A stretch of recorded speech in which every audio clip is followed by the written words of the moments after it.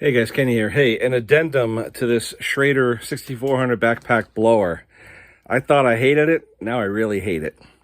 Customer calls me up. He didn't want to come over the weekend, or he couldn't come. He says, I'm coming tonight. Can you be there for 7? I said, no problem. So it's about 6:45. I said, let me just start it up, make sure everything runs good. Whatever. Won't start. What? Won't prime. The primer bulb, it's like drips and drabs. And I go, what is there, carb problem now? What the heck's going on? So I said, let me replace the fuel filter. So the fuel filter that was in it was this thing. I mean, definitely Chinesium, who knows what this is, okay? Who knows how good the filter is, any of that stuff. So I took that out. I put a Walbro filter in it. You know what? The heck with it. I'm not going to charge them, whatever. So I put that in. Same thing. It's not pumping up fuel. I go, what the heck is going on? Let me turn the camera around. I'll show you what's going on. Before you see what's going on. First off, we have the fuel line. Yeah. I go to tug on the fuel line in the grommet, and look what happened. It's like 3 layers of schmutz and who knows what, okay?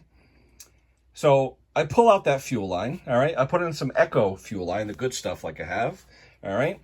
Put it in there, and I said, okay, well, if this is screwed up, how is the return line? So I go to pull out the return line. The tops look good, right? The stuff that was connected to the carburetor. I go to pull out the return line. Yeah, look at that. Yeah, what the heck is going on with that? That's all, who knows? All right. So I replaced the fuel line at the filter. I replaced the purge line going back. And I go to pump it. Pump's great. Started right up. He's there now. He's there with me. Starts up perfect. I show him he's happy. And I go, wait a minute. If these two did this, who's to say that the vent wasn't going to do it? So I go to pull out the vent. It falls right out. And look at the vent line. This is where it was on the filter, right? But look at the other end.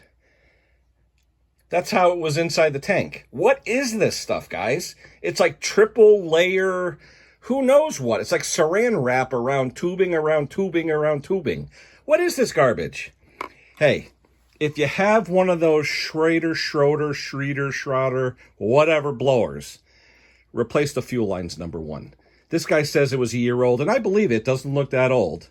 But with all the stuff I'm finding wrong with it and the expensive parts, replace the fuel line, replace the fuel filter. You'll save yourself a lot of trouble. I don't know what this stuff is. And he used canned fuel.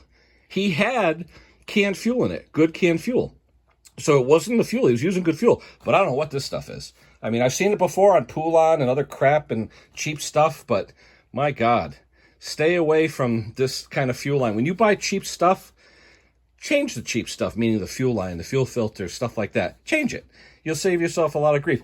If I just handed this to him and he went home, I'd get a phone call saying, well, it ain't starting. And then I'd have to drive 10 miles to where he lives and try and figure it out. And then I wouldn't have any fuel line with me.